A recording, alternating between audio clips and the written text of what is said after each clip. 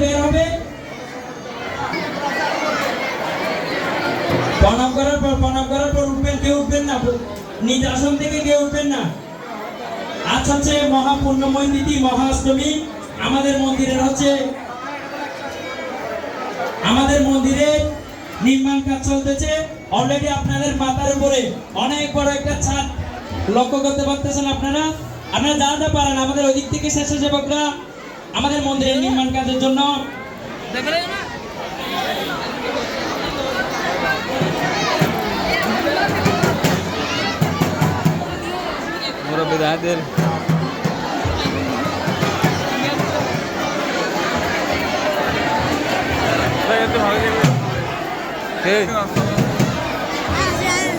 ঠিক আছে।